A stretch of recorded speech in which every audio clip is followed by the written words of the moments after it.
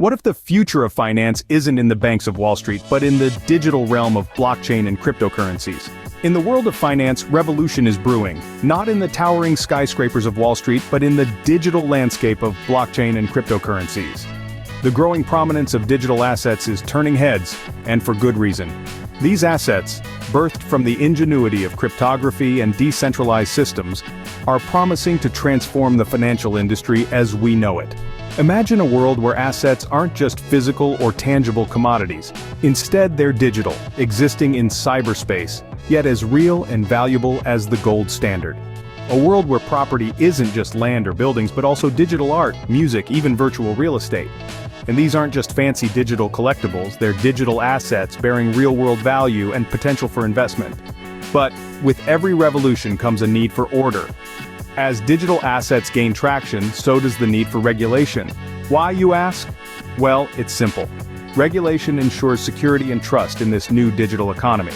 It's the safety net that protects investors and users from fraud, market manipulation, and other potential risks. Without it, the digital economy could be like the Wild West, lawless and unpredictable.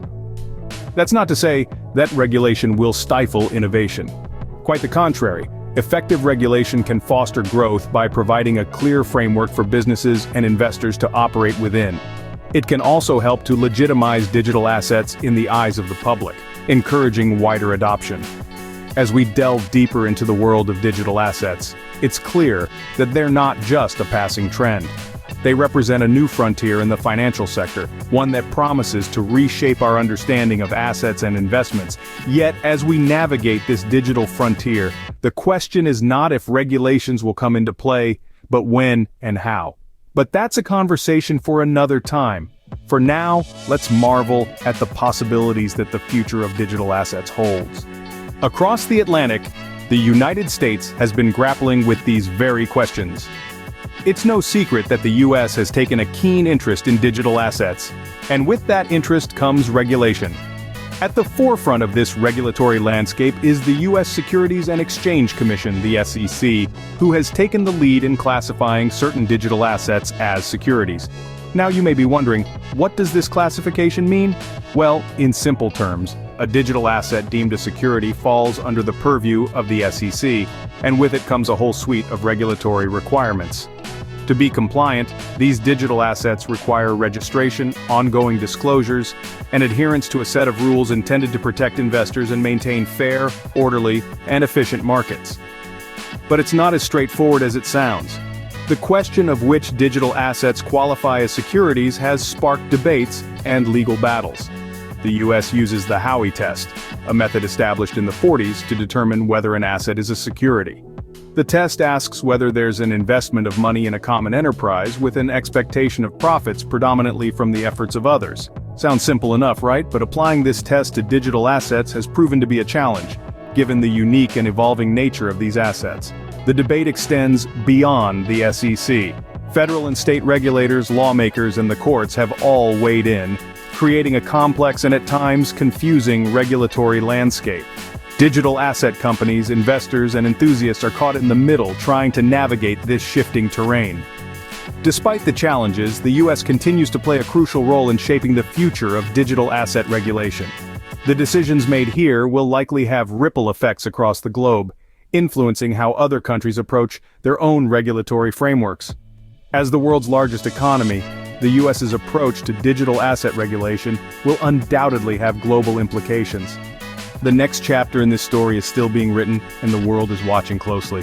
Meanwhile, in the East, China is charting a different course. While the world grapples with the nuances of digital asset regulation, China takes a more stringent stance. It's a complex landscape, one that has seen an outright ban on initial coin offerings, or ICOs, and a rigid stance against cryptocurrency exchanges. This might seem counterintuitive in a global environment that is increasingly embracing the digital finance revolution. However, it is part of a broader strategy. China has always been a nation of long-term planners, and its approach to digital assets is no different. The Chinese government isn't turning its back on the digital finance revolution. Instead, it's looking to shape it in a way that aligns with its national objectives. Central to this strategy is the development of its own digital currency, the Digital Currency Electronic Payment or DCEP. Now, the DCP isn't your typical cryptocurrency, it's a digital form of the yuan, controlled and issued by the People's Bank of China. It's a form of legal tender, just like paper money, but with the added benefits of blockchain technology. It's a two-tier system, with the central bank at the top and commercial banks at the bottom. The structure ensures that the government retains control over money supply and circulation. China's digital currency is a testament to the country's ambition to lead the world in digital finance. It's a bold move, one that could potentially reshape the global financial landscape. The DCEP isn't just about embracing technology, it's about leveraging it to bolster the yuan's international status and reduce dependence on the global dollar system. China's stringent approach to digital asset regulation might seem restrictive, but it's driven by a vision for a digital financial future under its control. By developing its own digital currency, China is not only keeping up with the digital finance revolution but also aiming to lead it. China's approach underscores the country's desire to control this emerging financial sector while also harnessing its potential. With such varied approaches to digital asset regulation, what does the future hold?